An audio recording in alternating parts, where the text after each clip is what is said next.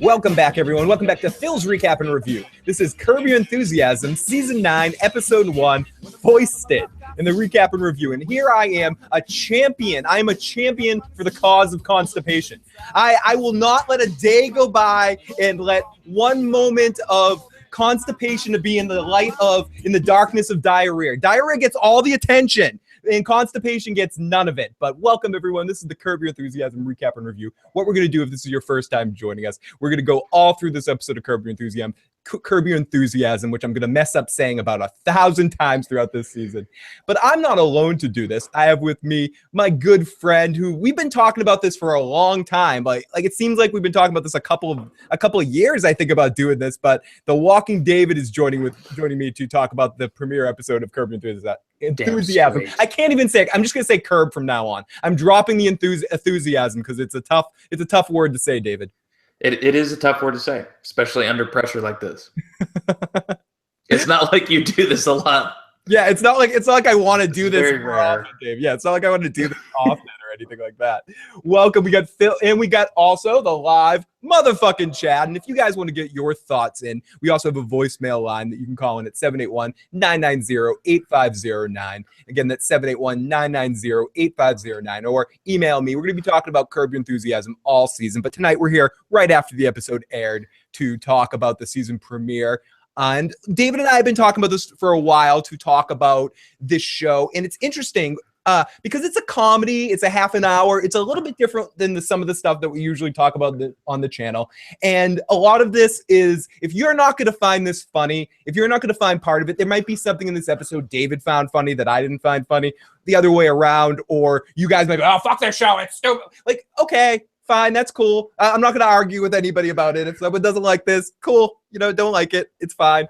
But Curb Your Enthusiasm is back, and it's a show about Larry David, who ultimately is someone who just does not give a flying fuck. And we talked a little bit about previewing and talking about our thoughts on past seasons. I know David just rewatched a bunch of Curb as well. But quick thoughts, David, what did you think about this premiere and how it compares just in general to Curb Your Enthusiasm before that? Did it feel like a Curb Your Enthusiasm episode to you?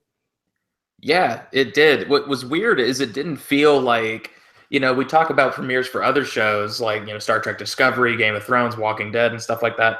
But it really just felt like a nice continuation of Curb from where it was before. It was kind of like, we haven't been gone. I think, and that was probably their goal, is they're like, how can we make this the least premiere-y possible? And I thought they did a great job. Me too. I thought it was seamless. It actually felt even more Curb-like or back to the story that we were following through the whole series. Last season 8 seemed like, I like season 8 a lot, but it was a lot of different places and going all over the place and stuff like that at times too. A lot of time in New York, which it looks like this season might bounce that way as well. But I feel like the only difference, and it was a very minor, subtle difference that I felt, and it was from a production standpoint, but I don't want to dwell too much on that, was everything seemed a little brighter to me. I don't know if the iris wasn't turned down on the camera a little bit, or they were just getting used to it. But for whatever it's worth, and it could just be me, having just watched all the rest of Curb Your Enthusiasm, this seemed like a step brighter. Maybe the cameras they're using are a little bit better or something. I don't know. There's something about the visual aspect that looked a little bit more pristine or something. I don't know. Yeah. I don't know if you picked up, you thought that as well, Dave. I did, and I also noticed that there were a lot more like film type shots, like standard TV show type, like, oh, here's a good frame, because it would fluctuate between doing this kind of free-flowing steady cam, sort of like how it was single camera. But then there were times where they clearly had 2 cameras set up to where they're like filming it over Larry's shoulder, having a discussion. And then somebody was just getting a nice frame of the agent where it was like on a tripod and just perfectly lit and everything. You know what I mean? Yeah, or the shot that we took when we were following someone down the hallway, or the somewhat tone of a horror movie shot that we had for a second with him in the shower and at the end of the episode. I thought just in general, the filmmaking on some level seemed a little bit at a higher, like they paid a little bit more attention to it, and it just, everything just seemed a little bit better on that end. But as for the content, it just felt like another episode of Curb Your Enthusiasm. Larry was on his fucking game in this episode. There was a couple of highlight scenes. And I like how with the lesbian marriage thing, that how he laid the seeds for that in a perfect Curb Your Enthusiasm joke fashion, like laid the seeds for it early part of the episode to have it pay off big time and then have someone just falling around and wanting to kick his ass. There was something similar that happened in an earlier episode with Larry going into an office talking about someone adopting somebody or something. I forget. I forget whose office it is. It might have been the skin doctor or something. One of the doctors that he had an issue with. But in general, I've had a lot of fun with this episode. We're going to break it down point for point. Well, we're going to get into that in a second. Any highlight points for you in this episode, David?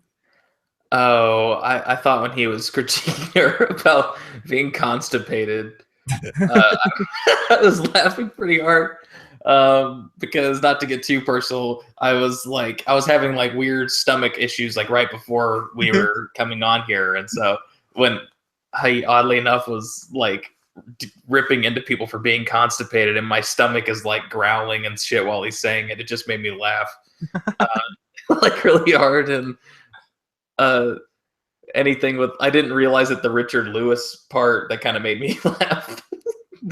At least I'm still alive. Yeah, for whatever reason, at least I'm still alive. I can't explain it, but that gave me the biggest out loud laugh at that point. Yeah. But good thing I'm still alive, because Larry's reaction, oh, he's going to love that. He's going to love my thing. And then that whole argument, that whole piece of business about the parakeet, well, or about the, if it was a parrot or some other kind of animal, I would have cared. But, and it said Seinfeld. It didn't really say Seinfeld. It said, yeah, it went, that's right. I don't know. It was a really subtle piece of business, but it made me fucking crack up. Let's go into the live motherfucking chat right now, because we have some good friends that are joining us. We'd like to thank everyone that's popping on in. This is a new show we're talking about, Curb Your Enthusiasm. So we might get some folks popping on in and out throughout the night. So we welcome anybody, whether you watch the show or not. And if you have watched Curb and you're listening to this, whether it's on replay or live with us, please share your thoughts in the comment section or the chat box. Or if you're listening to the podcast later, find a way to comment and send me a message. Love to hear what you think about Curb just in general as a show, and what you thought of this premiere episode. And I also heard we were talking about this a little bit on the preview thing that we did. I've also heard rumblings that they had so much fun doing this season that we might actually see another season of Curb. So this might not be the last season. Lempanine easy, says Corey Mitchell. Grumpy old man cool. Lempin in the crib, that's how I do it. Coffee can help with constipation. HBO didn't curb their budget, says I. And I like that one. We got Nymeria in the live chat. Phil, lots of great fucking friends. My favorite part of this episode might have been the constipation thing too. I love the whole I'm laughing at the sadness of your whole existence, that line, and it's just really good. I love how Richard puts him in his place, and Jeff was really good in this episode. Oh yeah. I'd say if there was anything that was not my favorite part of the episode, was the first scene with Jimmy Kimmel. I liked on the show, but the backstage scene with the two of them, Jimmy just didn't seem like he could keep up with Larry in that moment. It was like he seemed a little nervous. He seemed a little off in that scene. Well, the thing that threw that scene off, I think, was Leon being there, because you're kind of like, why would he bring Leon to this event? And like, it just threw the whole momentum off, because I think he had to improvise his scene off of the fact that Leon's just taking the food plate. Yeah. Leaving, which is a weird place to start, because you're like, it has nothing to do with Jimmy Kimmel, like in the slightest. But it got to a nice place. They kind of, towards the end of that first conversation, they've kind of found a nice little groove. No, they did. And I thought when he got on stage, Jimmy Kimmel definitely felt more in his wheelhouse, and he was able to work with Larry really well. And yes, there's some technical difficulties when you try to help a blind guy move. That's very, very true. Jimmy sucks, says Steven. Richard Lewis is a national treasure, says Iron Throne in the live chat. If you're listening to this later, make sure you subscribe and join us live. This will be probably the only week, maybe next week too. We got to talk about that, but most of the time we'll be doing these at midweek times, somewhat time randomly. But subscribe to the channel so you can find out when we go live to do these Curb recaps and reviews. So let's not waste any more time, and because we can talk about this episode, but let's get into more specifics of this, and let's get into this. recap, motherfucker, yeah. Oh, my mixing board I think is starting to fucking break because I'm going in and out. Motherfucking recap. Okay.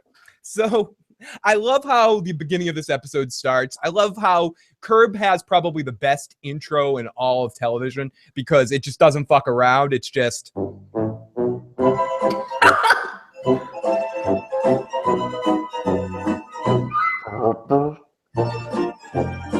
And we're in right to Larry in the shower singing.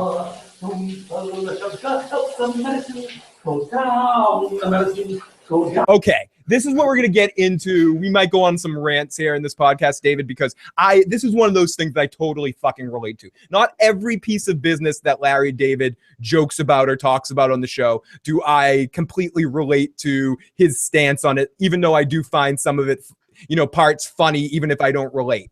But this thing right here that happens to him in the shower, when the fucking top falls off your soap thing, you can never get it back. It falls off at the wrong fucking time. It's even worse. I'm somebody, too much information. I shave in the shower. I have a little mirror. I have one of those defoggy mirrors in the shower, and I shave in the shower. But if I drop my shaving can bottle and the top of the shaving cream gets on, and then you have to try to put that thing back on, or even worse, if it's off altogether and you have this little round thing you're trying to push up against the shower to make shaving cream stuff, and then it slips and hits you in the head. It's a big fucking mess. So the beginning of this episode again just reiterates why I love Larry David. He identifies things that are a problem that haven't really been identified in a television standpoint before. A problem or just some piece of shitty shit that happens to you.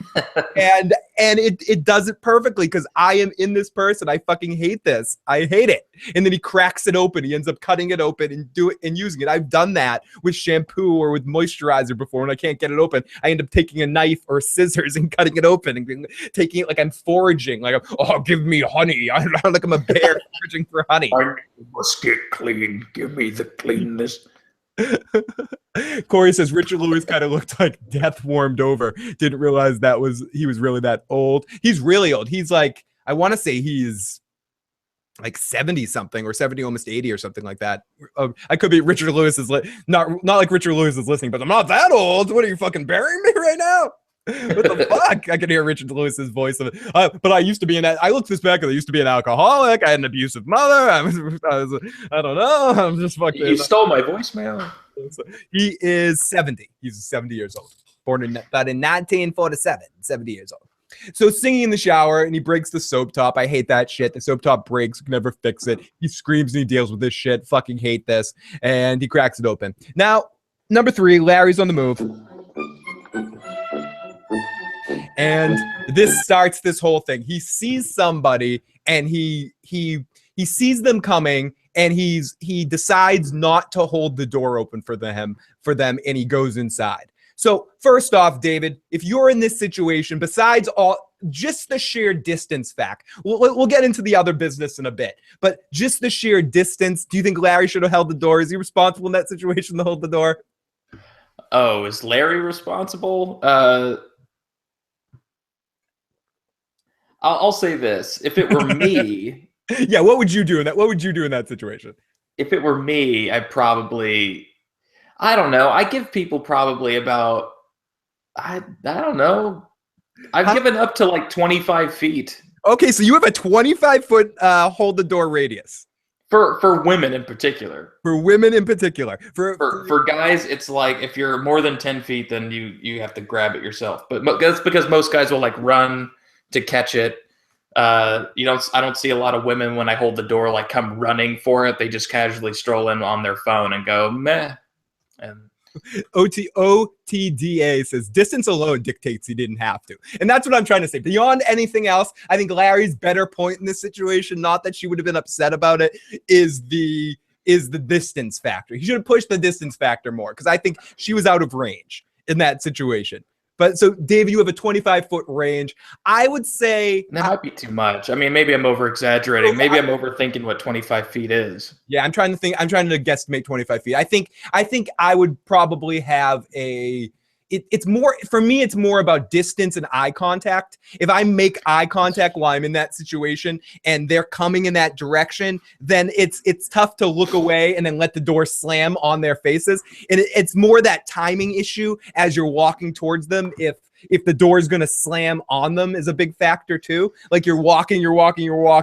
Will the door? Because sometimes it's better just to. And this is what I do with guys sometimes, or girls sometimes too. I'll kick the door open and give it enough time for them to slip through. But that's also backfired, and I've hit someone with a door before, and that's caused a different bad situation as well. Yeah, and Corey Mitchell in the chat, he was saying if you hold the door over 25 feet, then that's borderline stalkerish. I will say, now that I think about how long is the average car? Is that like, what, 7-8 feet?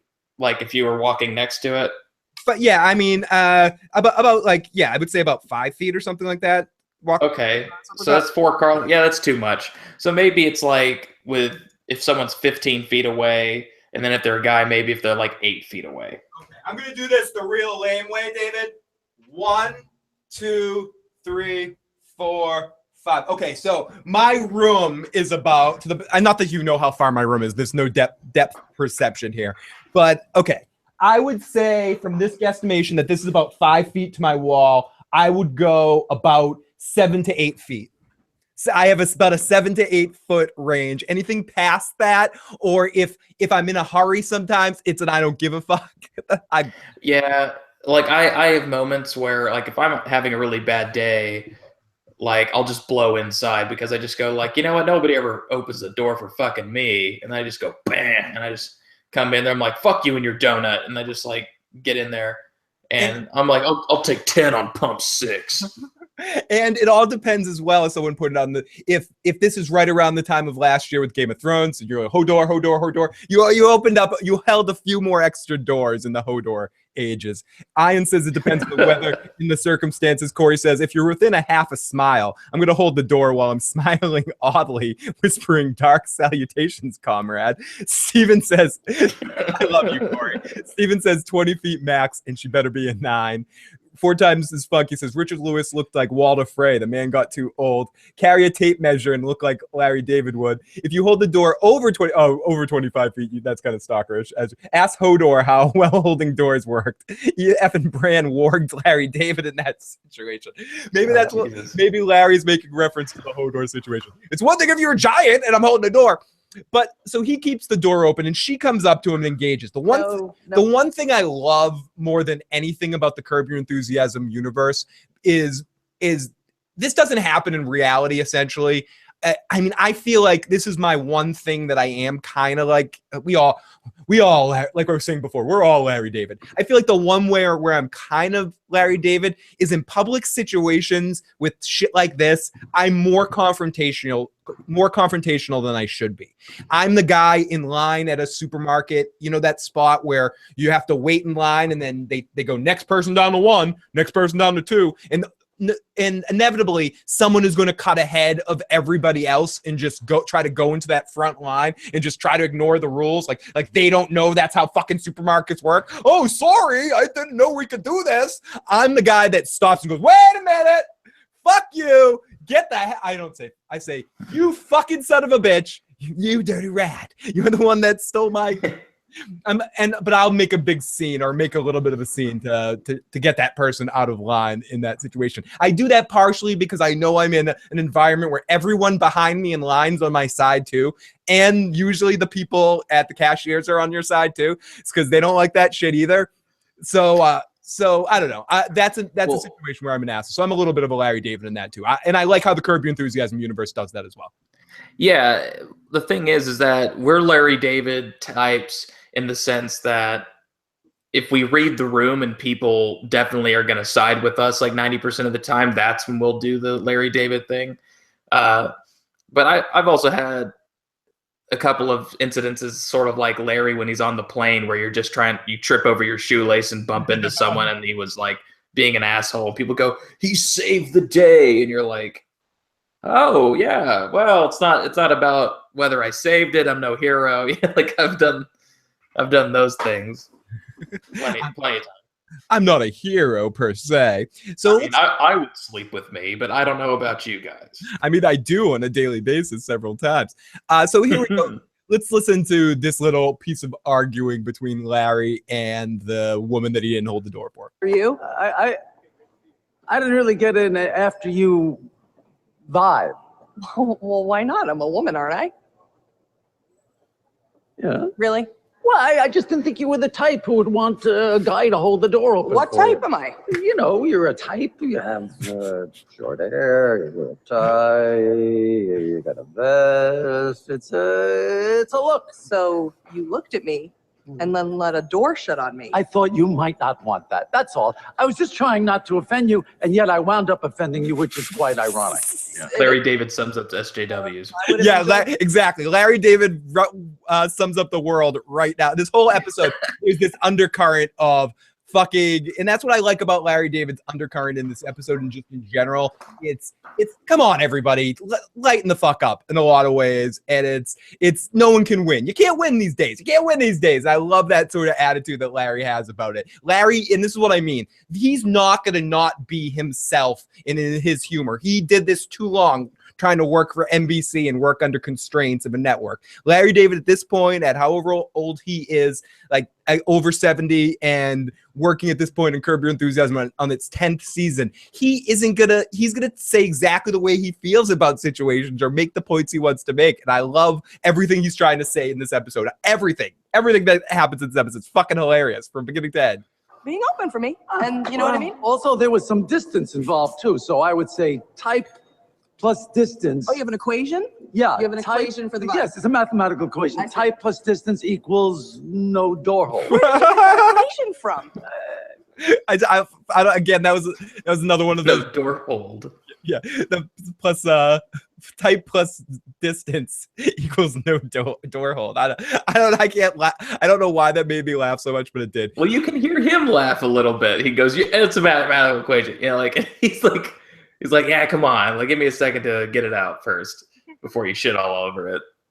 And that's what's funny about the situations, because Larry definitely has a different rhythm with everyone he works with. You can see the people that he brings back, like him and JB Smooth, when they get into their rhythm, you can tell why he kept him around, because they just don't have to try and they bounce back and forth. Sometimes it works with people, sometimes it doesn't. I like the vibe he had with this woman. It reminded me a little bit of him and the Blind Man. They had a little bit, like, it started off cantankerous, but eventually got all right, and they kind of ended up buddy in some weird way at the end. It was a kind of a cool vibe. So this continues later. We'll put a pin in that one till later. Then we get Larry and Jeff talk about how Larry wrote a musical, and I'm going to let Larry tell about it. A musical written by Larry David. Finally. 5 years. 5 years. Yeah. You wrote a musical about Salman Rushdie having his life ruined because he got a fatwa, death threat, from the Ayatollah Khomeini. I'm telling you, there's a lot of funny stuff in there. What do you think about playing Salman Rushdie, and what about the Ayatollah? Salman Rushdie, I don't know, but the Ayatollah. And this whole thing is just, Larry David's obsession with Mel Brooks and love for, Springtime for Hitler and all of that shit.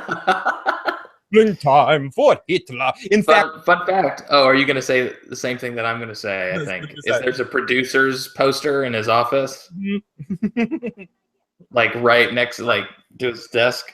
Right next to his desk, and I love how Larry David's Ayatollah voice is basically we were talking about this his Hitler jokes when he starts doing the Ayatollah bit on Kimmel in the end part of the episode. He basically he's doing like the Hitler voice. He's doing him German. Yeah, it's true. He is. He's totally doing it. It's fucking amazing. So Larry continues here. What the hell are you doing here anyway? Well, I was in the area looking for venues. Does he know? No. Guess who's getting married? Sammy's getting married. Yes, my little Samala. Yes. Who's the guy? He's a vet. I'm not the biggest Susie fan. Especially on a rewatch, I really was. I get why he has to have someone like her on, but I don't necessarily love all the business he does with her. But I thought she was funny in this episode. Afghan war vet. Really? He was a Marine. But you got to be careful of the, can't let her just say anything. Can't let I know, anybody, I know David. He can't let. it comes down to He can't let anybody say anything, and it's like poor fucker PSTD. We shouldn't be surprised though. This is a guy who complimented a dude on his son's having a huge penis. So, son's got a nice penis. Should be proud of that. Probably got it from you. Probably got a nice penis. It's so fucking incredible. And then Betty comes in. Betty comes in to cut Jeff's hair, and we get all this. We get Four all times as funky. I think that's Funkhauser. That's funk from now on. That's Funkhauser. Oh, in the yeah, chat. Four times as funky. 4 times Funkhauser. Yeah, 4 times Funkhauser. Don't worry about it. He didn't open the door for me. It was the whole thing. because I was walking through the door. He The didn't open it. time, In fact, he let it shut. short hair. And then it was offensive to me, obviously, because Best, and, it's you just know, because why he thinks would I that hold I the wouldn't door want the open door for open. Anyway, I'm awfully There's something about the timing. I don't know. For whatever it's worth, I know Curb, a lot of it seems very improv. They go on. They actually have a word for it. I was reading it earlier. Of something specifically Larry calls this kind of improv. But that seemed like something that was rehearsed to get the timing. Unless they had really good natural chemistry right there. The back and forth where they were both trying to explain what's going on. They're never talking over each other, but they're both constantly talking, so they're on the offbeat. It's a real cool little piece of acting stuff right there, or comedy timing stuff where they're just like they're bouncing off each other really well. It's like a little bit of a boxing match. Yeah, that they're having going on. Yeah, I love that. I love just them together for whatever reason. And so then she comes in. She's gonna cut Jeff's hair. so sorry. So sorry. Oh, it's fine. I'm over it. Really? Yeah, it's fine. Don't worry about it. And speaking of that before, I love how in this scene, Susie's like, oh, you're a lesbian, I've got lesbian friends. And Larry just like, oh, he does that one of my favorite Larry voices. Oh no, look at what you have. Look, Susie's got some lesbian friends. Oh, she's so special. I just love when he does that mockatory Larry David thing. I take such great pride in having a lesbian Yeah, friend. Yeah, here it is. Oh, look at me, everybody. I'm so cool. I hang out with lesbians. Guess what? I had lesbian friends before you knew what lesbians were. Hey, by the way, I could use a haircut. Yeah, I have hair. And I just love that stuff. It reminds me of this kid I used to hang out with that he was one of those kids that when you're older is hanging out with like the younger kids, like the Matthew McConaughey type from Dazed and Confused, and hanging out with all the younger kids, and got into a fight with one of my friends who's just they're arguing about something about eating sandwiches, about smoking, and this guy's like, you know what, youngster, I've been smoking before your lungs developed. And it reminds me of a line like that, and just all like I'm more experienced. That's pretty true. You know, Phil, there's been lots of people around here been smoking Boston's before you even knew what a leaf was. I was hoping, David. I was hoping. Classic Curb. Some person Larry offends ends up being someone he needs to be cool with at the end. Steven says the chick on the plane complaining about being in coach is the funniest scene ever. Is it me or is Jimmy? I think you, Jimmy.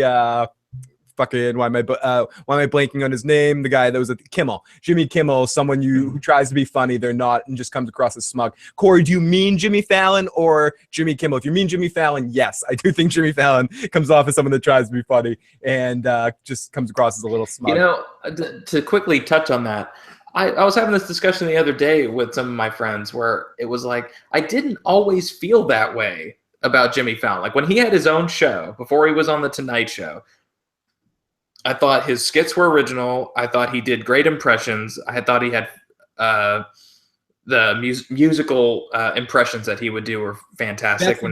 That's the best thing he does. The musical impression stuff. Yeah, he's actually really good at that stuff.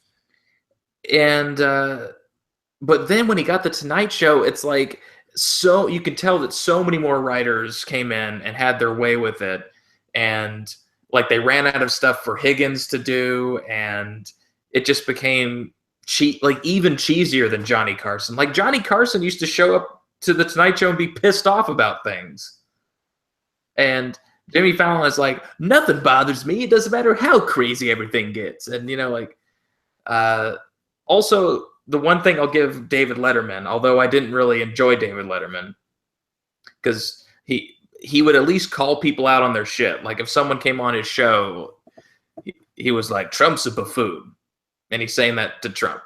Like, or Bill O'Reilly or somebody, you know, like somebody like that. And Yeah, Letterman Letterman would go at you. Could not be a fan of Letterman, but Letterman was never someone that really kowtowed.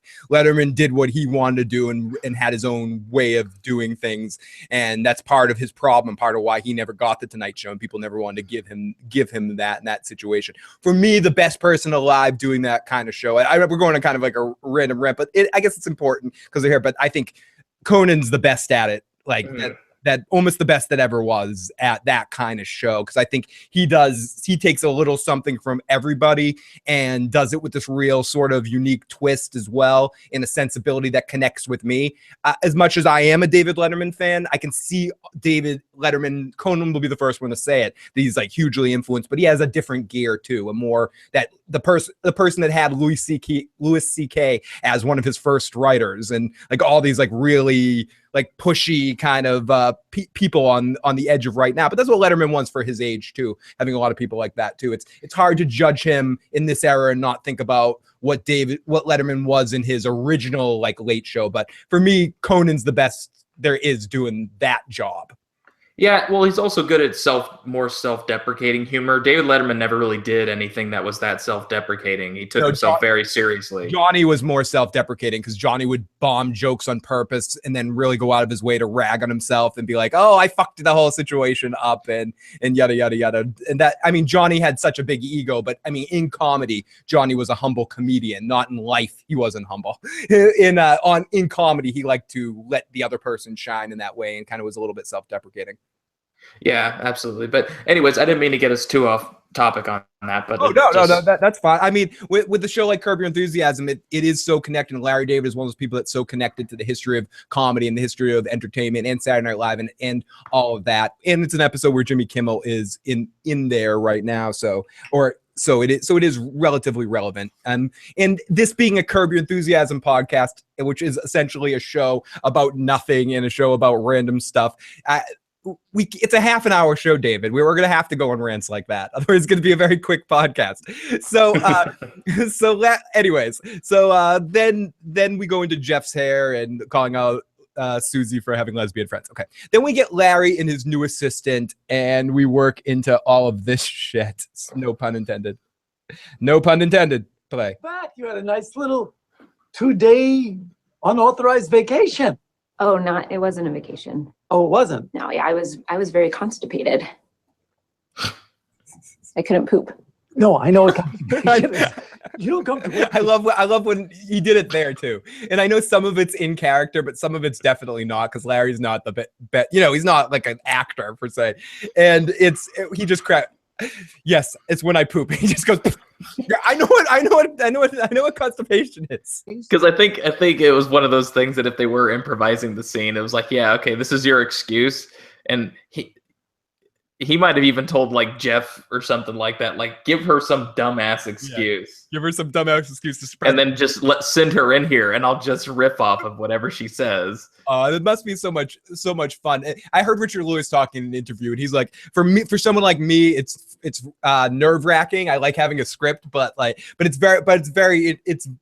for me, something like this would be very exciting to play in. It would be a ton of fucking fun. Corey Mitchell, yes, I think, not to go back to that other point, I think Craig Ferguson is maybe the most underrated person doing that job. His show was amazing, and he brought a unique twist to it. I still watch some of his History Channel stuff that he has on, some repeats of that show. Craig Ferguson is a fucking funny son of a fuck. So Larry and his assistant go back and forth about the pooping. We're constipated? Yeah, luckily it was only 2 days. The whole world is out there constipated. Half the population is constipated. I got married constipated. People do. You wouldn't want me here. I wouldn't. No, I would want you here. Why wouldn't I want you here? I don't function well with a feeling of heaviness. I feel like I'm wearing a cement inner tube. And now, I mean, it's about being available for it to happen. And it hasn't totally happened. I'm going to be honest. The blessed event hasn't occurred yet? It partially occurred, but I'm going to stay on here at the office. So I know, I feel so get bad. some stuff done. Soldier on. You're going to soldier on. This is it. Allez, lassie. I admire your courage. I'm sorry. It's so- Aye, lassie, I Aye, admire lassie. your courage. oh fuck. I And love how he does this. He goes, soldier on. Aye, lassie, I admire your courage. And I know Larry's hitting all the home runs here, but she is setting him up perfectly. Her sort of straight man persona in this scene, and why she just keeps going with it. Yes, and I'm constipated. I feel like I have an inner tube. Like someone said it in the live chat. Yeah, I feel like I have a cement inner tube on.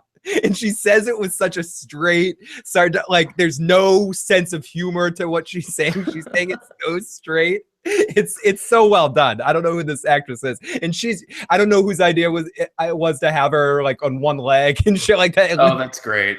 It was just a great touch, and that's so real. Like that's the thing, is that it's not even like, some people might think like, oh, that's over the top. That's just like a setup so that he can have a punchline about it. It's like, it's clearly not. I think that clearly happened to him at some point, where somebody was like crippled in his office and he couldn't let them go because he felt bad that they were crippled. And then later on, sorry, not to skip over the scene, but like the next one when he's talking to Leon, he's like, let's just say her uncle fucked her. Yeah, she's an uncle fucker. Oh, she's an uncle fucker. I can't fuck her uncle. Yeah, I can't fire her. She's an uncle fucker. Yeah. It's the chick from Portlandia. I've never really watched Portlandia, but I've heard very good things about the show. So that makes sense why she has the experience with the timing and the comedy timing and stuff. 4 times as Funkhauser says she's funny as hell. Ted Danson says they shoot each scene about 6 times. That makes sense. And then Larry probably takes from the best takes and kind of intersplices them and shit like that for whatever he likes the best. I shot a porno constipated. I read a marathon constipated. Okay, so then we also find out in this scene that Gotta get in that ass, Larry. we find out in that scene that Richard Lewis's parakeet dies, and we also have this fun like Seinfeldian thing. And to go down with what David was saying there, this is one of those things about Seinfeld and Curb, which I think is a through line where people say, there are some comparisons. They're completely different shows. The Continuing Adventures of George Costanza, Seinfeld with not giving a fuck, not on a network, and with a R rating and going that far. But I'd say just Larry's sensibilities, where you don't have Jerry distilling it, not for a bad thing, but just changing into a different thing, because Jerry's a little bit more for the masses than Larry's humor is. Larry's humor is a little bit more specific and gave Seinfeld that extra edge that it had. But I think one of the carry-throughs are that Larry takes real life events and then changes them a little bit, but not too much to depict George's events and sometimes other characters on Seinfeld's events too. Because if you watch some of the behind the scenes, some Kramer stuff and some Elaine stuff and some Jerry stuff were also things that Larry did himself. But he likes to take real life events and put them in the show. So what David was saying, I agree that some of all of this probably comes from somewhere real.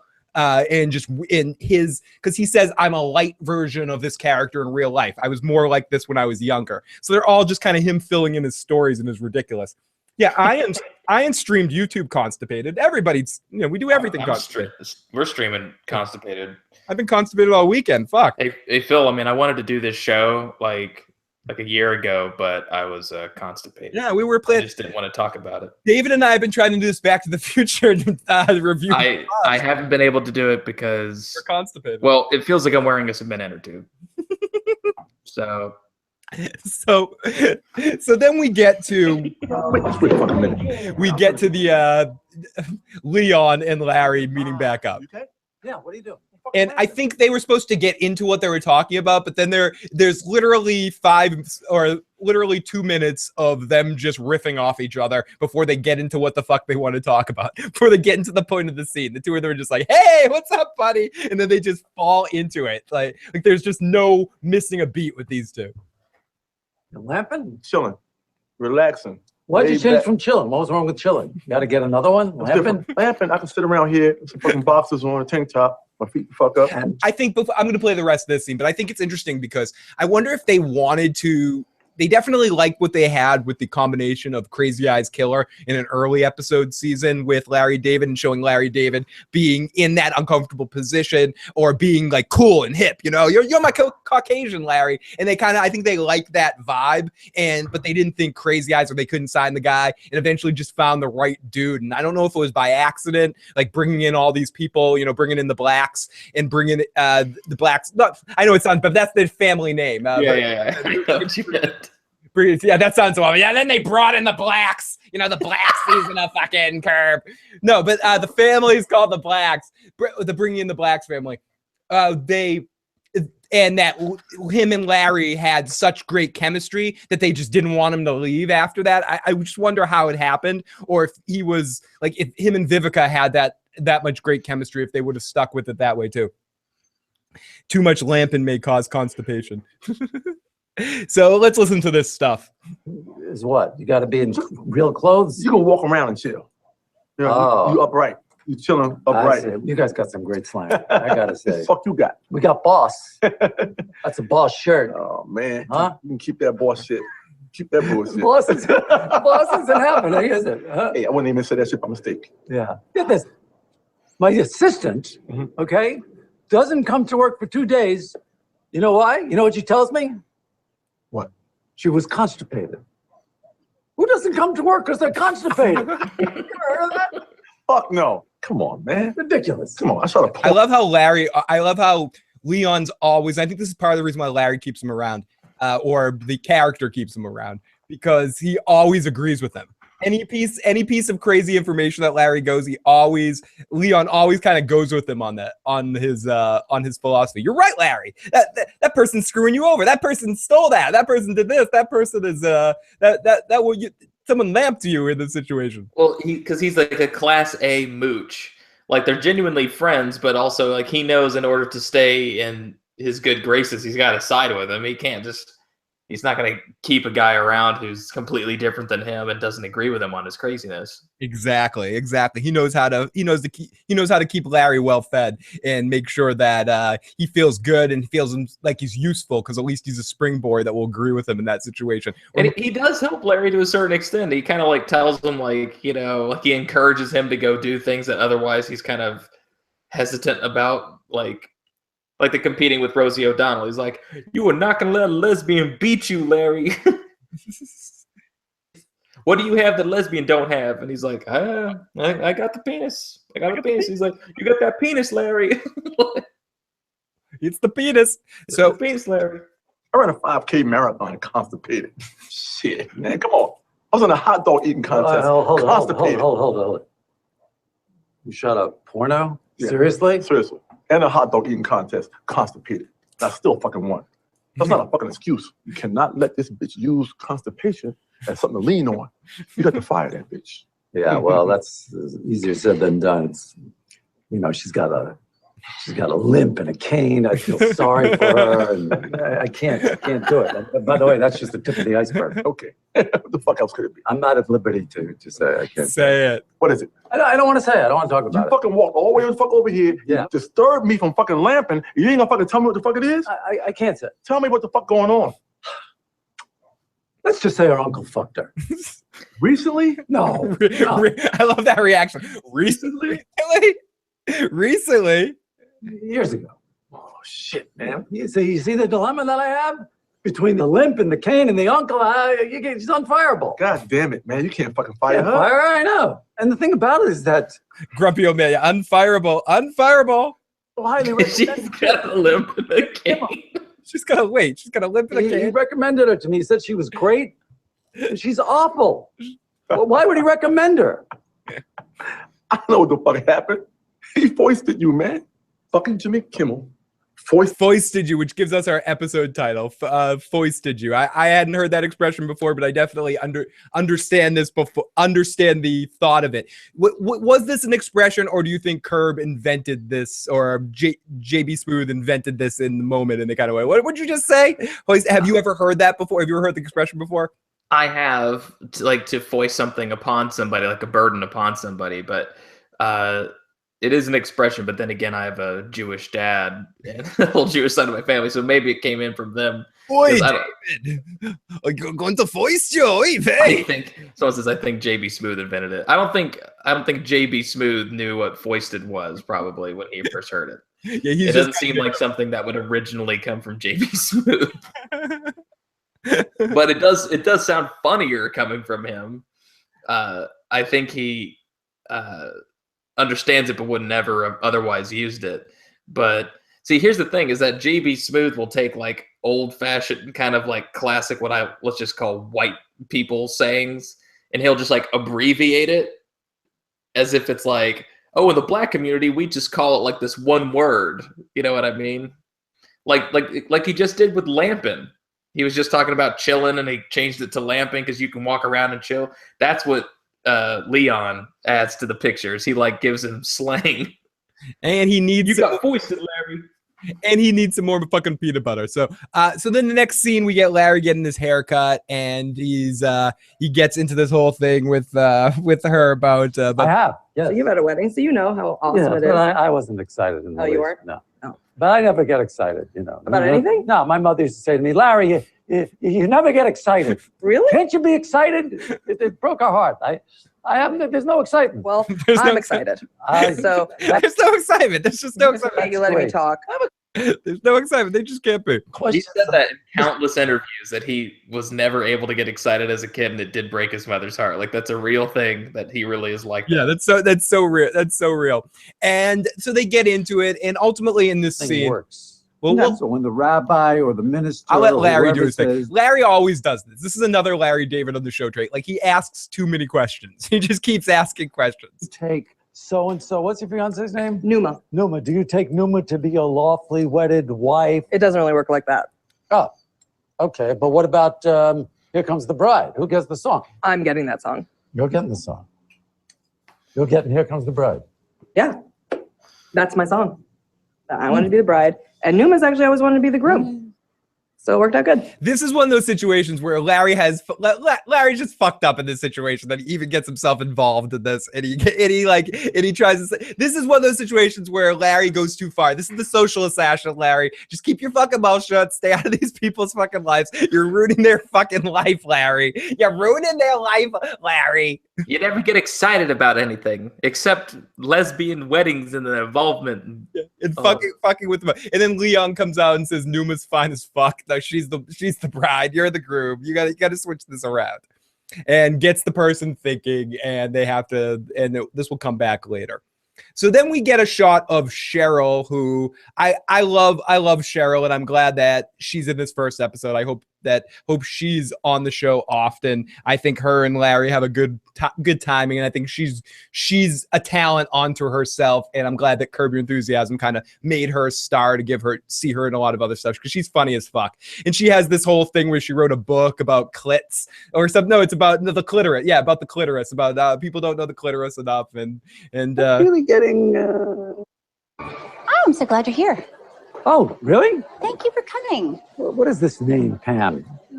That's the best you could do? It's like it's a cooking spray, Pam. No, it's People Against Mutilation. Genital mutilation. Yeah, I know what it stands for. And there are very few charities that actually focus on the clitoris and talk about it. I think you got half the population focused on the clitoris. Which half was he talking about? what was that, David? Which half was he talking about? I don't know. I don't know. So they go back and forth, and then eventually this leads to him spotting Lewis across the room, which is, again, this is something I relate to. It's how far do we meet? And you spot someone across the room. Who comes to who? And they have this whole who walks to who in this situation, and eventually they do come up to each other. This is not the middle. I don't move. The middle would have been over there. I took way more steps than you did to get here. More than you. Hey, by the way, See you later, grumpy old man. Thank you for joining us tonight. good news about Fawaz. A lot of producers. Think Grumps. I don't care about your fucking play. Because my bird died, and you sent the most ridiculous, despicable text. Sorry about your bird. The good news is I'm still alive. This is a tragedy. You treated it like it was nothing to me. No, How dare you? I don't see it as a tragedy. You know, why not? It's my if it was bird. a parrot, it would be a tragedy. Oh, really? With some exotic bird from Brazil, like a macaw or a toucan. I don't live in a Cuban dance hall. And it doesn't take toucans. You know, it's a dead parakeet. That's a funny thing. I loved him. It was unconditional love. It was unconditional love. He came over. He doesn't know you from a hole in the wall. He knows me. He knew you. Remember, he came over once. He went, Seinfeld. He loved you too. I'm not quite sure it was Seinfeld. Now the two. You thought that was Seinfeld. You know? No, it's yeah, that's not Seinfeld. You know why I'm laughing? At the sadness of your entire existence. And most of the timing of their scenes has like a similar rhythm throughout the series, but I love whenever Richard shows up in their interactions. It's just fucking crazy. It's it always ends on the same thing, like they're still friends by the end of it, so they just go like this, "You're gonna come to my party, okay?" And he's like, "I ain't coming," and then he just goes, "You're coming," and he goes, "Fine, I'm coming." And it always also ends with Richard saying, "Okay, that was pretty funny too." Like there's like one point where Richard just stops and goes, "Okay, that's funny, but I still hate you. That's fucking funny." And that's a comedian thing too. It's like, okay, I fucking hate you, but you're funny, you piece of shit. Just fucking die. So Susie shows up, and I don't want to spend too much time on Susie. She shows up, and she's opened a new business called Soap On. And Larry's like, it's the worst fucking name ever. And he eventually comes up with the thought to pass his assistant on to Susie. And he plays it coy, like, oh, she's really awesome. This is going to be great. And we get our one pretty good from that episode. So then Larry makes a bad situation worse and somehow shows New York decides. And I thought, he's going to show up at... What am I going to do about Mara? So guess what? Oh, I forgot the scene. A job. He gets his assistant a job, and he's excited. He kind of pushes her out of the apartment and stuff. Oh yeah, I'm sorry, I skipped ahead. But he goes over to Betty's house, and they're in the middle of a huge fight, and there's this whole thing where he leaves the door ajar. Larry, what are you doing here? The door was ajar. This is where, okay, hold on a sec. Yeah, no, go, David, because this is where the show kind of jumps the shark a bit. Yeah, he goes way too far. And he just walks into a fucking house. And it's like, even he has this look on his face of like, I'm not supposed to be here, but fuck it. Yeah, because I forgot to mention he's going there to because I skipped over the Jeff scene where Larry finds out that Jeff paid half what he paid for the haircut, so he's going to talk to Betty and be like, "Why'd you charge me extra?" But instead of knocking on the door, as David's about to say, he just walks in. I don't like Larry goes too far in this situation, and he, as David said, he goes into someone's house. He shouldn't do this, and it's funny, but you're the one that put this in her head. What? What is your agenda, man? No, I didn't do anything. Of course, he just shows up too. Out of nowhere. You're here. Out of nowhere. The doors are ajar. This girl loses it a little bit. Like her choices in this scene aren't necessarily, if I'm being real critical, her choices aren't the best, but Larry's reactions to all of them are so fucking priceless. It's not bad. That's not a bad idea. Honestly, let me talk about it. Like, yeah, there's one point where she said something. It's like, let me think about that. I want to do that. That's hobbies. Completely his fault. But no, I just like, look, you're a beautiful bride. You should be a bride. I'm the groom. I don't want to be the bride. You're not grooming. She's not bridey. You know. How is it appropriate for you to have an opinion about this? And that's what. Okay, I'm 100% agree with you. Why is it appropriate for you to even have an opinion? Or appropriate? You can have an opinion, but stay the fuck out of my life, Larry David. Because I know her. She gave me a haircut. She charged a lot of money for me, by the way. What kind of psychopath interferes with the nuances of a lesbian wedding? Hey, I saw wrong and tried to right it. That's all. That's what Ted Kennedy said about Robert Kennedy at his funeral. I'm like Robert Kennedy. You know what's not Robert Kennedy-ish? Wandering into people's homes. I love how random that is too. I'm like Robert Kennedy. I'm like Robert Kennedy in this situation. Wow. Yeah, totally. I'm like Robert Kennedy. Yeah, it's like Ted Kennedy, Robert Kennedy. I mean, I could just listen to every second of that. But anyways, he eventually leaves the situation, and he asks Betty, the hairdresser, like why she charged him extra. Now that that's all out of the way, why'd you charge me extra? And she kicks him out of the house. So so then he comes in, he tells his assistant that she got another job, and he's kind of like trying to get her out. And then, could you move quicker and leave and leave and leave? And eventually Leon, New York? It is. Leon shows up. Yeah, it says, yeah. That was a voice. My man, look at Yep. you. Huh? You did it. How about that? She ain't gonna limp her ass back up in here, Oh, right? no chance. Dragging that goddamn foot. No right? chance. She's been voiced. Dragging that goddamn foot. Nope. She's not getting gonna come back. She's out of here for good. Out. I can do this. And then Leon eventually takes over her job temporarily, and Larry's like, "Oh, okay, whatever." And he answers the phone. Larry's David's office. What the fuck's up? And I will say, I thought that honestly, throughout all these seasons, I never even contemplated Leon getting a job working for Larry David, but that's kind of a brilliant thing to incorporate if they keep doing it for at least a few episodes. I hope they do. Yeah, just because I want him to get like really good at it, like to where he's like the best. He like develops a reputation as like the best assistant or something like that, to where like everybody's like, "Oh, how much for Leon?" And then Larry like doesn't want him to go, kind of thing. So then we get Larry on the Kimmel show, and this is the scene I was talking about. This is probably if I had to pick a least favorite scene of the episode, it would be this scene, even though a couple of things happen that are kind of funny. It's more Jimmy Kimmel's reaction to Larry calling him out on the foisting. Excuse me. He's like, "Oh yeah, I did," and there's just no reaction whatsoever. And he's like, "Yes, I totally did that to you. How did that go?" What are you talking about? By Hey, the Leon, way, what's this up, is man? Jimmy. Good to be here, baby. Good to have you here. He's my temporary assistant. Hold on. Hey, Jeff. What's up? Hey, We at Jimmy Kimmel. And just to cover bases of what happens later in the episode, that's Jeff calling to tell Larry not to do Ayatollah jokes. I'm gonna take it outside. Fucking good as fuck. What is this? Coup d'etat? Yeah, coup d'etat. Yeah. Coup d'etat. Coup d'etat. Yeah. what are you doing? Don't take that. It's fine because it's not like we reuse Hey, it. are you not? So Leon basically grabs the big platter of food and leaves with it, which I mean, I've taken when I'm at parties with all you can eat food or like one of those bathrooms that has like take it things. I fill my pockets before I leave. You know, fuck that. I'm poor enough that I need to do that shit. Fuck that shit. You're not doing that. If you're not doing that, you're not doing it right. True that. What have you been up to? Just lamping. Lamping? Like Lamping? There's no G at the end. Hey, Gary. Lamping. Yeah. Okay. All right. Is that, I don't know. It's black slang. I pick it up from him. Yeah. But let me congratulate you, by the way, On what? on the wonderful, fantastic job of foisting that you did. What do you mean? Nice job. You foisted more on me. Yeah.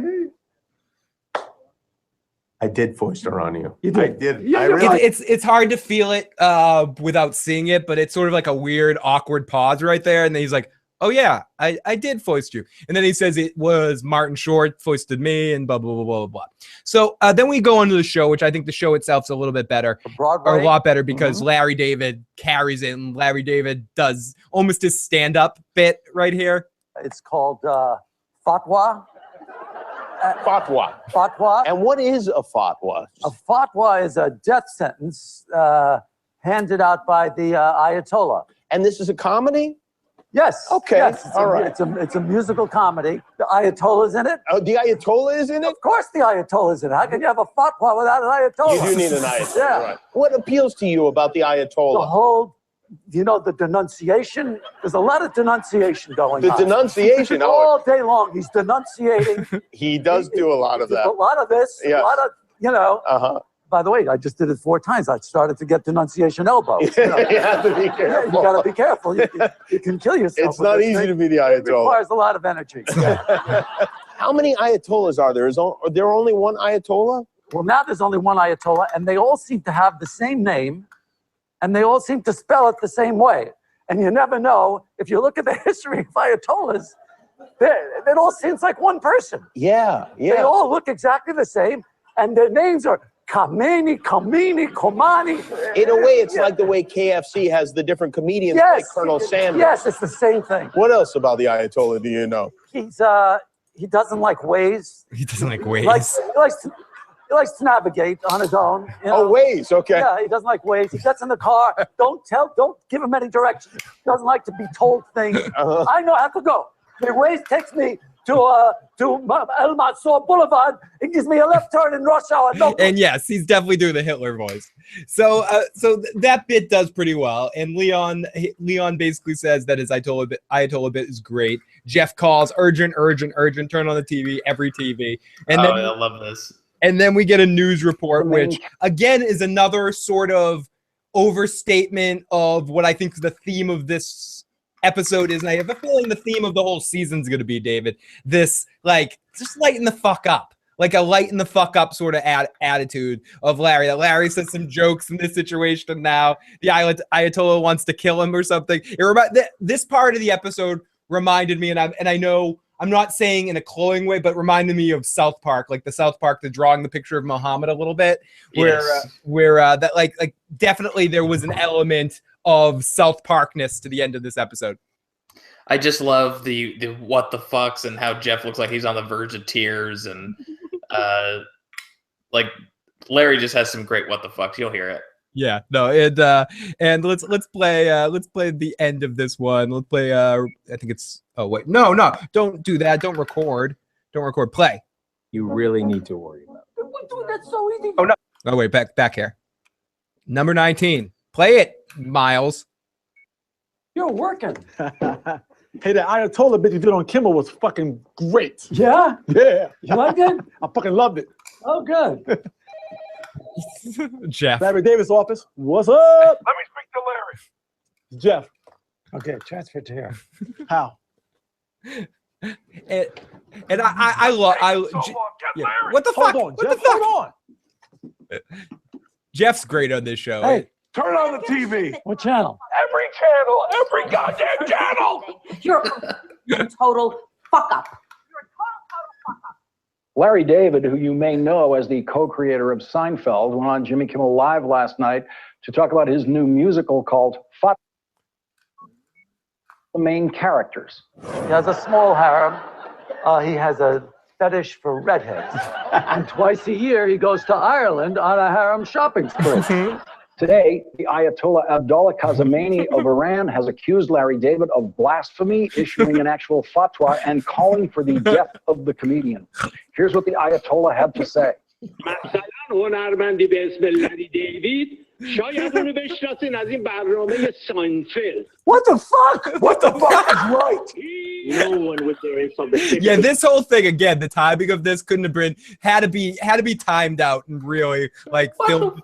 Yeah, the what the fuck and the fact and Larry's whole, well, maybe I'll convert. Even if he converts, I'll apologize. Even if he apologizes, it's timed out so perfectly. It is fucking hilarious. Muslims no disparage our honor. I didn't disparage. There was no disparage. You did disparage. No, I did disparage. No disparage. Begged you not to imitate the Ayatollah. No, you didn't. I told Leon. I said you gotta get this message to him. Jeff told you not to tell me to do the Ayatollah? I didn't fucking remember. How the fuck am I gonna remember that shit? What the fuck is wrong with you? Oh my God!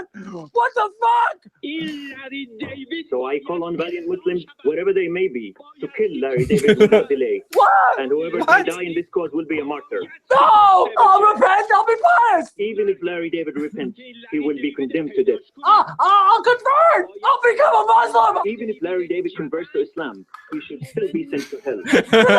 Jeff, you got a fucking fatwa. I got a fatwa. You got a fatwa. No. So fucking great.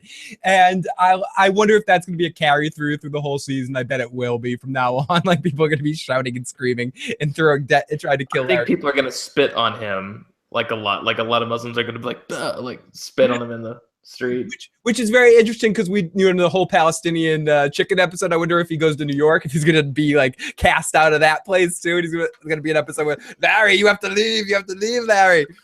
Oh fuck. Yeah, that's great when he sleeps with the Palestinian woman. Yeah, when he said, you dirty, disgusting Jew, I'm going to fuck you. You want to fuck me. Fuck me, you dirty Jew. Fuck me, you dirty Jew. So then we go to the FBI. Fucking guy was on television screaming my name. Larry David. Larry David. What? I'm sorry. I have to play that again. What? Excuse me, Larry David. What'd you say? I was on television screaming my name. Larry David. Larry David. I'm doing Spanish. It sounds like. That's good Spanish, it sounds like. Spanish, I think. Good question. What about friends of people that have fatwas? Fatwa by association. What kind of fucking question is that? Do I associate with you? Yeah. Okay. Want to know what my situation is? Fatwa by association. What do you know about it? You're fine as well. I am. You're fine. Hey, I got an idea. I go on the Jimmy Kimmel show. And I apologize. I apologize to the Ayatollah. You think I didn't think of that? I've already talked to the Kimmel Show. They want nothing to do with you. This whole thing's falling apart. Every fatwa producer has called me. This is all dead. So Larry's dream project that he's been working on for 5 years is dead. So then Until it isn't. Yes, and I mean I don't know if that's going to be the carry through this season. Each of the last few seasons of Curb have had sort of a carry through theme. I wonder if that will be this season's carry through. So Larry's dressed up to meet Lewis. He's in disguise, and everything kind of culminates at the end of this episode. So let's listen to the end. What are you doing? What am I doing? I'm wearing a disguise. You think that's going to help? Yeah, well, it couldn't hurt. What am I supposed to do? Disguises have been employed effectively in the past. Tyra Banks dressed up as a fat person on our show to see what it was like being fat. Needless to say, it wasn't very pleasant. Have you ever seen Undercover Boss? The guy goes undercover. Nobody even knows who he is. He's the boss of the whole company. He fools everybody. Well, you know what the good news is? I'm still alive. You know what? That was a great callback, honestly. It's a great callback. It's You know, you're a comedian. You should be able to take a joke. What, are you comparing this to your dead parakeet? Nothing compares to my dead parakeet. Yeah. Larry David! I know you're in here. I found your car. Fatwa? No, lesbian bride. Larry, Back with no lesbian pride. where the fuck are you, Larry? Here to die, Baldy. So then it culminates like every Curb Your Enthusiasm episode where he's about to get his ass kicked, but I believe he gets out of there, and we cut over to the shower, how we started our episode, and we follow the camera into the shower as it's set up in sort of like a horror kind of situation as Larry thinks he hears something. And I wrote in my notes what a difference a day makes, as now Larry's dealing with like all this bullshit after, like when he was right there, he's singing in the shower, has all this hope, but like every Curb Your Enthusiasm, what a difference a day makes. And he thinks someone's coming. Is it going to be the lesbian bride? Is it going to be the fuckwa? What's going to be happening in the situation? And it's Susie being like, "You motherfucker," for hiring that awful assistant, and punches him right in the face. And that's Foisted. Yep. And that is the end of our episode.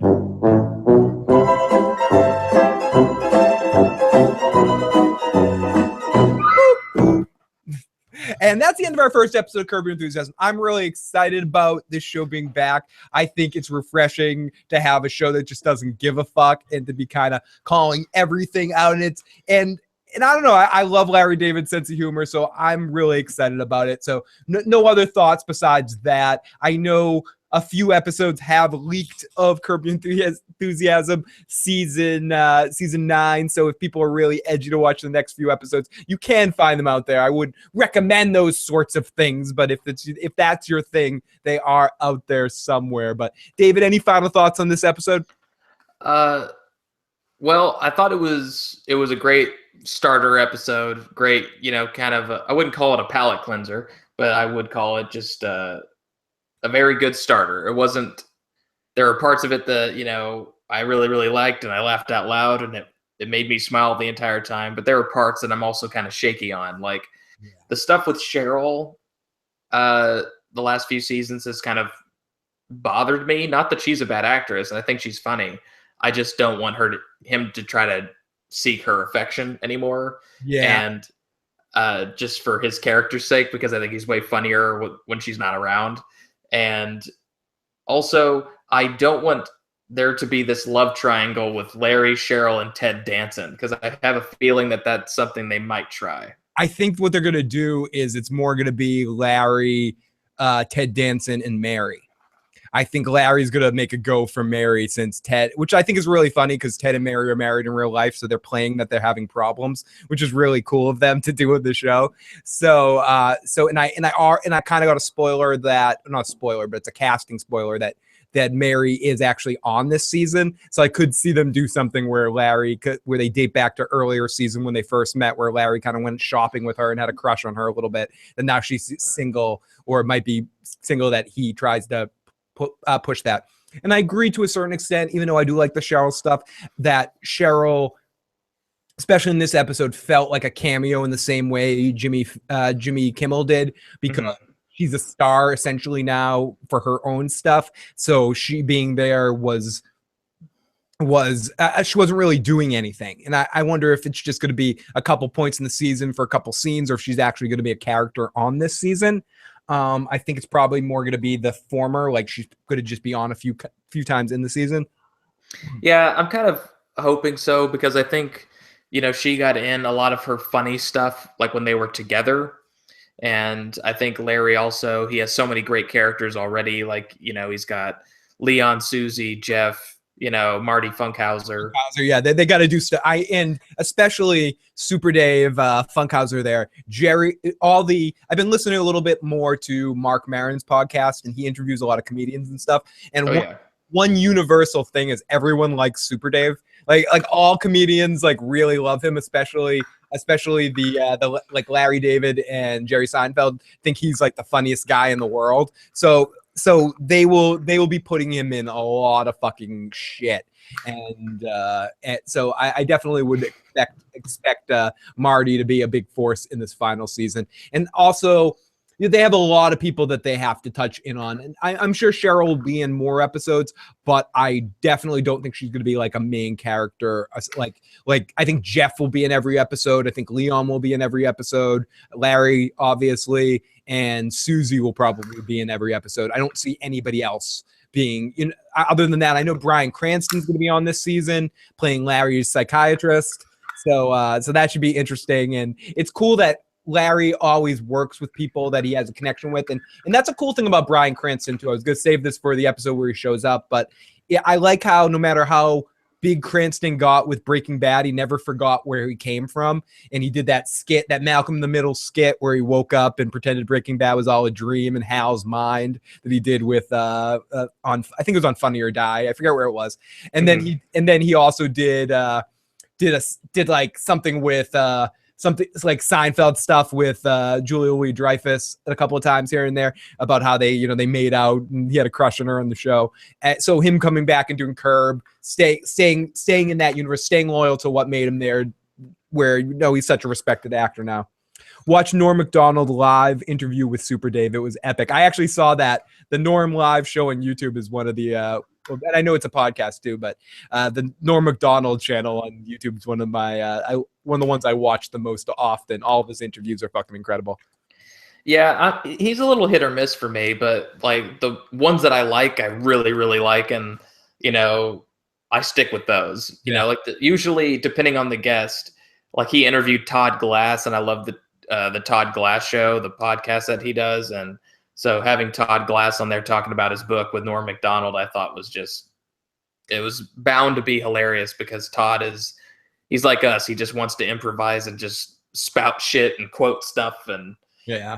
And Norm is definitely hit or miss if you're not a huge Norm Macdonald fan. Like Norm Macdonald's a high percentage. Some people think he's the funniest guy on the planet, and you can't really argue with those people that find him funny. But then sometimes in those interviews, anyways, he goes on these like random tangents, and then he just starts he's like, and then fuck you, Adam Egan. It's just like random where he just like goes after like that, and he has moments of like really, really sweet sincerity about an almost poetic view of comedy, and every now and then it comes out and it'll like stop the conversation dead in their tracks, and people will just go, wow, and then he just goes, yeah, well, fuck it.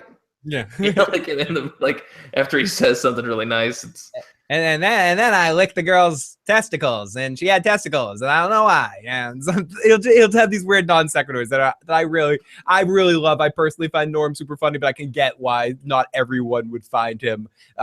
He would be on the top of your list. He's not like a universal kind of funny where everyone he's a either you're but a lot of his interviews are really good. I'd say Norm, Mark Maron, and Seinfeld's coffee show. If you ignore some of the coffee porn, you get some of the best like comedy discussions from just like habit, like people, the people drinking coffee talking about comedy show is going to be on Netflix pretty soon. So a lot of people that haven't had a chance to watch all those episodes will get to watch them pretty soon because they just didn't know Crackle existed or something.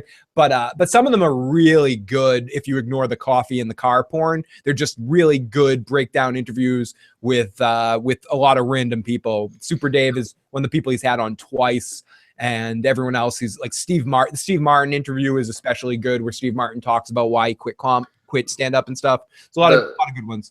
The first season of Comedians in Cars Getting Coffee is an amazing season where he interviews Larry David, Ricky Gervais, Brian Regan, like Patton Oswalt, and he just gets all of them like in the first season. It's such a powerhouse of a first season. It's a little fragmented as it goes on, where there's some like, but along the way, he also talks to Louis C.K. He talks to he talks to a lot of comedians. Chris Rock, Dave Letterman, I believe, is in one of them. Yeah, that's a sad one. I didn't really enjoy that one. Yeah, the Dave Norm interview is pretty interesting too. I love Dave Letterman, and I can't wait to see his new show on Netflix that he's going to be doing pretty soon. And what? He's doing a new show on Netflix about what? With the Fine brothers. Basically, Dave's like, I'm not even on the creation thing. I'm basically just working on it. He's been very vague. If you listen to the most recent Howard Stern, Dave Letterman interview, you can hear him talk a lot more about the show. So about the shoe, I just sounded like Ed Sullivan there. You can talk about the shoe. Yeah, he'll talk about the shoe. I wasn't. By the way, I don't want people to think that I like hate David Letterman. I really don't. Yeah, sure you do. Sure you do. You fucking hate it. No, I'm kidding. But like, I was just thinking, like, towards the end, like the last couple of years of his talk show, I just didn't enjoy those because I enjoy when people are having a good time. Even if they're ragging on somebody that I like, I enjoy it when the host is having a good time. And it seemed like he really just wanted to leave. And so I was just kind of like, yeah, well, I kind of want you to leave too if you don't like it so much. You know, like, it's the same thing with like Stephen Colbert leaving the Colbert Report. It's if you don't want to stay, then don't tell me. Just stop doing the fucking show. Yeah, exactly. It's like, I don't want to see you just do shitty shows. It's like if John Oliver wanted to just stop, don't make a bunch of shitty episodes so that they fire you. Just quit. Just leave. No, while you have an audience. No, I definitely hear what you're saying. Sorry, I had to let my cat out before it pissed on my floor. That David, before we go, because 4 times is funky, I will do that, but I have to actually think about it. Quick off the top of your head, because I like to put you on the spot always, David. Who are your top 5 or 10, depending on how you can think about it, favorite stand-up comedians? You don't have to necessarily give it in a crazy order unless you have it, but name some of your favorite stand-up comedians. Okay, I won't do it in order, but I'll just start naming some. Patton Oswalt, Bill Burr, Louis C.K., Mark Maron. What's another one? I think that's 5. Who's another one? Fuck, Jim Jeffries. Do you have some? Because I definitely do. I'm saving mine for my list, but like I'll save my I guess I'll go with a slightly different route of saying some more classic people, which I'm sure you appreciate as well. George Carlin, Richard Pryor. Oh yes, George Carlin. Thank you for saying that. Robin Williams, and people can say Rob. I know Robin is at times accused of taking people's material or something like that. But Robin Williams to me was and I've heard him explain it. If you want to hear answers to that, definitely listen to his he's no Carlos Mencia or something like that with stealing people's material. It's not conscious. Listen to the interview he did with Mark Maron. It's a very good interview, a sad interview in retrospect, listening with him and Robin Williams. But you can find it on YouTube if you search Mark Maron, Robin Williams. It's a definite, a very honest Robin Williams interview. Dave Chappelle, Brian Regan, Eddie Murphy in the 80s. Like Eddie Murphy in the 80s was funny as fuck, like raw and delirious. Only in the 80s. He doesn't do it anymore. I think he did 3 stand-up shows, and then he. Yeah, I have to say, when I say Eddie Murphy, I have to specify Eddie Murphy in the 80s, like because something happened, like once he picked up that transsexual or something, like something happened inside him that switched off his funny. And I still think he's done some good movies and some good acting roles here and there throughout his, like the Nutty Professor movies are funny, but they're not funny in the same way his early movies are funny. Once he picked up the transsexual and that whole thing happened, Eddie's funny disappeared somewhere. And another one I got to mention that he's someone that obviously some of the classic guys too, but fucking Rodney Dangerfield was the guy was meant for stand-up comedy. David, best one-liners. Yeah, do you by chance do a Rodney, David? Hey, it's all right. Not bad. Let me see. I can do a Rodney Dangerfield joke. Yeah, my wife likes to talk after sex, so she called me from a motel room. I love Rodney. Had some of the best fucking timing ever as a stand-up comedian. He was fucking great. Rodney is a god. He's one of those guys that doesn't necessarily need to even say anything for you to start laughing at him. He's just fucking hilarious. So, 4 times as Funkhauser says, "All right, baby, okay." So I'm trying to think if there's anyone else that I've missed, but I've definitely mentioned a lot of the best stand-ups have been mentioned. There's a lot of people that what's his name? Sam Kinison's fucking really funny. Sam Kinison was amazing, but what's that's other dude's name that fucking he also passed away. That was like in Sam. He used to tour with Sam. Fucking. I'm blanking on his name. Yeah. No, I definitely I love Bill Hicks. Bill Hicks was fucking hilarious. I definitely like Kinison. And as a kid, I fucking love Dice. I mean, people can think whatever they want about Dice now, but like as a kid, being like a teenager, just getting into comedy and hearing Dice come out and doing dirty nursery rhymes and shit. Little boy blue, he needed the money. Oh, hickory dickory dock, this bitch was sucking my cock. Oh, I mean, it was actually pretty fucking funny at the time. Yeah, hey, I will say when it comes to like Bill Hicks and Kinison, I didn't mind Bill Hicks's jokes. I just didn't like the sound of his voice. It wasn't what he was saying. He was saying funny things. Some people, their voice is just like too nasally or bothers you, like mine probably is to half your audience. But it's and to me, I felt like Kinison was kind of a one note. But I mean, it was a good note. It did make me laugh, but it only went so far. Kinison, every few years I get a drunken urge and give half of everything I own so I get married. Yeah, that's a Kinison joke. Mitch Hedberg, I'm not too familiar with him off the top of my head. I definitely like I'm trying this. I feel like I might be missing a couple of like big comedians and stuff like that because I'm just thinking off the top of my head here. I mean, I'm not too much of a fan of someone like Jerry Seinfeld, but I respect him as a comedian. Like I personally think, I'm not super fan of someone like him, but he's definitely good at Louis C.K. obviously, but you mentioned Louis C.K. I think he's probably one of the best. Oh yeah, Ricky Gervais. I love Ricky Gervais. Yeah, Ricky Gervais is great. So Dave Chappelle, yeah. I mean, some guys aren't stand-ups too, and they're really funny, but there's a lot of really funny stand-up comics in the moment.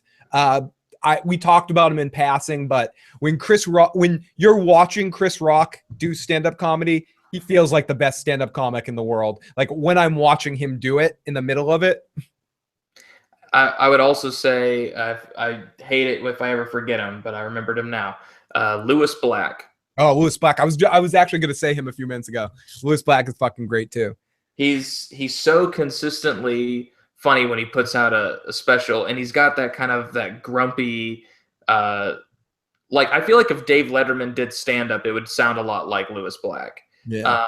Because he's got that kind of that Larry David mixed with David Letterman kind of grittiness, where he's just sort of a curmudgeon, but he's fed up with everything, but it's so great. And I also love that he invites his parents, even though they're like 97 and 96, to his live stand-up shows. I think it's like every taping they've been in his stand-up. Can you imagine being like almost 70 years old and having your 100-year-old parents out there watching you perform in front of like 20,000 people? That'd be insane. That'd be fucking crazy. Louis Anderson before he became an old woman. Louis Anderson was awesome. I played hide and seek when I was 3.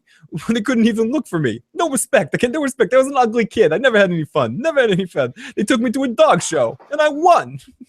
I fucking love Rodney. Rodney was fucking great. Yeah, my wife told me to come on over. Nobody's home. I went over. No one was home. Do you know who was also an amazing stand-up comedian?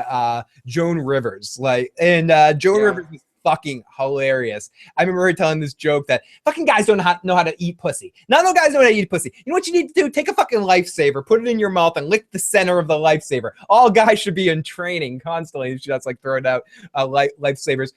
People that were into Andy Kaufman definitely had his own sort of fucking interesting style of performance art comedy of sorts. I know a lot of people, we mentioned Norm before, a lot of people that are into Norm Macdonald think he's one of the funniest stand-up comedians. He definitely has a unique style.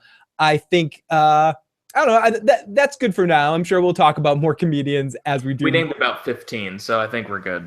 Yeah, I think we're pretty good. So, David, thank you so much for joining me. We'll be back to talk about some more episodes of Curb Your Enthusiasm. I'm not sure how these are going to work, but we will in one way, even if we double up some weeks and talk about, episodes 2 and 3 after episode 3 and whatever. We will be talking about every episode of Curb Your Enthusiasm. So we'll be back next time. David, thank you so much, man. Thank you so much for having me. And by the way, everybody, if Phil won't say it, I fucking will. Donate to his Patreon up there. I think I'm pointing in the right corner. Donate to his Patreon. And David, if people want to find more of you, where the fuck can they find you? Where the fuck can they find you? Where can they show up at your house? Give your address right now, or forever be damned. Well, you can, of course, check out The Walking David right here. I'd love it if you guys would subscribe if you haven't already. I post a lot of like sketches, impression videos.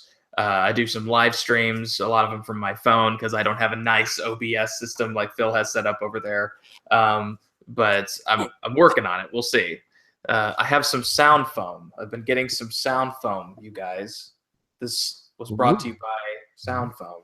Oh, I like that. I like that. That's something I can crash on when I come and visit. Yeah, absolutely. It's really soft. I fell asleep on it once. So YouTube channel, Walking David. If you have an Instagram, I have one, and it's all lowercase, and it's Mr. David Grayson without a period. And yeah, I mean, you can add me on Facebook. I'm pretty easy to find. If you type in David Grayson, you will find me. So, and as a kid, I remember being a huge fan of Steve Martin. I know Steve Martin, just to name a couple more comedians. Steve Martin is somebody, the incel comic, the guy that just died, the older guy, Don Rickles? Don Rickles, yeah. Don Rickles. I always found Don Rickles hilariously funny in stand-up comedy and the sort of that attack style, and he was still vital and still funny. He's probably one of the funniest of the old style comedians that for me on that. Woody Allen in his prime. A lot of people think of Woody Allen just as a filmmaker. His stand-up comedy was transitional, as well as Carlin's and stuff, to kind of get to talk more about your own personal life. And his stand-up comedy was so storyteller oriented, he basically had to become a filmmaker to continue on in his fucking shit. But the time that he was a stand-up comedian, he was fucking awesome. And yes, a couple of people mentioned him in chat below. So we got to mention him. Fucking drugging people or not, Cosby's got to get his due too. Cosby was a fucking legend in stand-up comedy. As a comedian, I'll be honest, I was never the biggest Cosby fan. I did like the Cosby Show a lot, but you got to give him his credit as a performer of stand-up comedy. He has a fucking, a big backload of material and a big fucking gallon of shit to drug people. No, he's just a fucking, I mean, like, that shit aside, it's hard to have a conversation about the best stand-up comics, and it's like a big fucking matzo ball hanging out there in a big fucking syringe of shit to fucking drug people. But I mean, seriously though, he was a great stand-up comic. Yeah, I was also going to say, if you guys haven't heard of him, I recently kind of stumbled upon him. I know he's been around for a while, but I also currently like a little bit of Tom Segura. He's got some great stand-up as well. And Paul F. Tompkins. Yo, Paul F. Tompkins is fucking a funny fucking guy. Yeah. He has he has a great amazing ability. And I love him on BoJack too. Laboring Under Delusions is, I think, his latest stand-up thing, and if you guys get that, it's pretty great. It's very, I'd say, relatively clean, but it's very funny. And man, we got people joining us now. Damn, people jumping on in at the end here. Thank you, everybody. But if you had to pick one person as the best stand-up comic of all time, who would be your number one, and why is it Gallagher? No, I'm kidding. I'm kidding. One best of all time. Yeah, if you had to pick one who is the best, and God, it's so tough because I even want to say 3 or 4 people. It's for me, Pryor, Carlin, Chappelle, Murphy. Cough. I would say I'd have to pick Carlin, probably, just because when I listened to Carlin, the thing was that he didn't name presidents. So all of his political stuff carries on through today. His insight about like technology and like what would be considered SJWs by today's standards is fucking fantastic. And I think his comedy has resonated for 3 decades. Yeah. And I think he hasn't even been around for 2 of those. I think he's the most pure stand-up comic. And then I would also add that the funniest person I think ever to live, though, for me, is probably Robin Williams. I think Robin Williams' shtick, his thing that he does made me laugh more than anybody. So I would say Carlin, Pryor, Robin Williams, Eddie Murphy, Dave Chappelle would be my top list of stand-up comics in no particular order. With Carlin, probably, I think he would be the universal choice. It's hard not to pick Carlin. Yeah, well, I was picking Carlin for a lot of his resonance, because some comedians, are very topical or they're very pop culture reference type comedians. And so their stuff it won't last because people just won't get it in 20 years. No, you could say that about like Eddie Murphy. Was like some of the stuff he was talking about was very relevant in the 80s and when he was talking about it. You listen to that now in a time capsule. Some of it holds up, but some of it doesn't. Yeah, and so for me, I love Patton Oswalt. I love Bill Burr. I love Louis C.K. and Gallagher, Louis Black, all those guys that we named. Yeah, I really, on any given day, those guys, those 10 to 15 guys, have gotten me through the hardest times of my life, have shaped my worldview.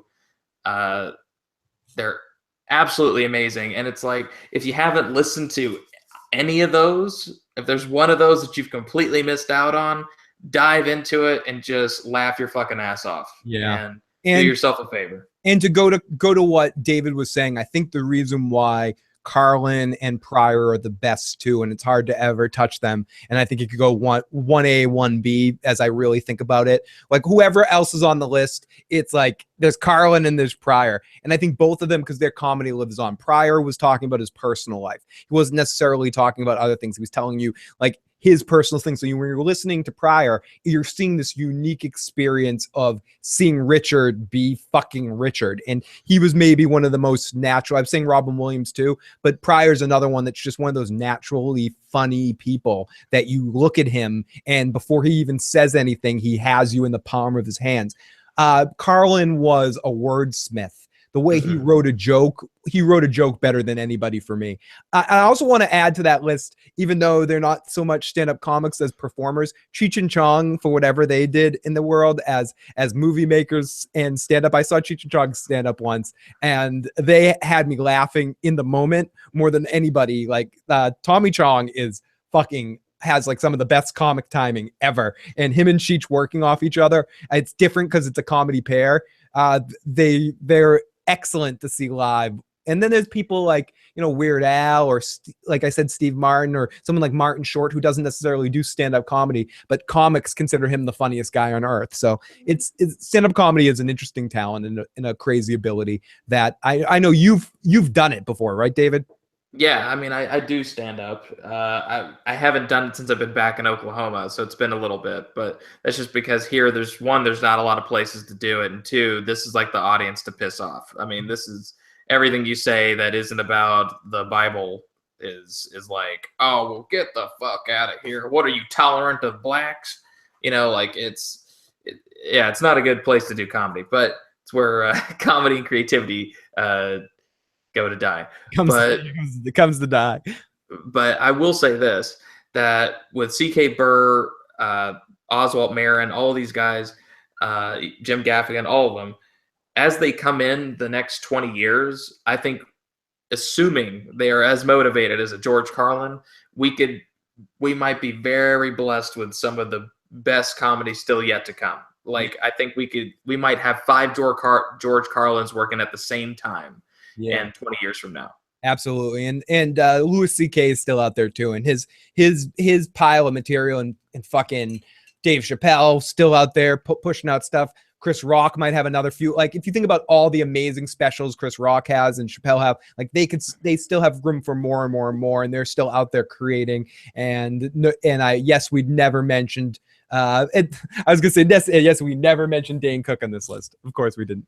4 times as funky says, I hope you are right. So everybody, thank you so much for joining us tonight. We really do appreciate everyone that popped on in here throughout, or anyone that's watching this afterwards. If you haven't already, please hit the like button. Please hit the subscribe button. Please subscribe to The Walking David as well. We will be back very soon to talk about more Curb Your Enthusiasm and more random comedy topics and stuff as well. Next time we talk about favorite comedy duos. And I'm down for that. Yeah, here we go. Chris has to stop at the films. Not to forget, Tommy Chong was the best guest appearance on the 70s show. I'm the idiot over here who likes Pablo Francisco. Hannibal Burris says 4 times as funky. Dave's not here, man. Gallagher, Carrot Top, and Howie Mandel is the top 3. Says 4 times as funky. I don't know if that's sarcasm. I would say this, that I think I've definitely seen Howie Mandel be funny. And he's I was just going to throw Bob Saget into that list too. Bob Saget's surprisingly funny live. He's surprisingly really, really fucking dirty. I saw Bob Saget live once as well. I'm trying to think if there's any. No, I never wanted. See, now I'll have to say goodbye again, David. I already said goodbye, and I'll have to say goodbye 5 more times. No, I'm going to go. Talk to you guys next time. Later. Bye, everybody. Trumpet.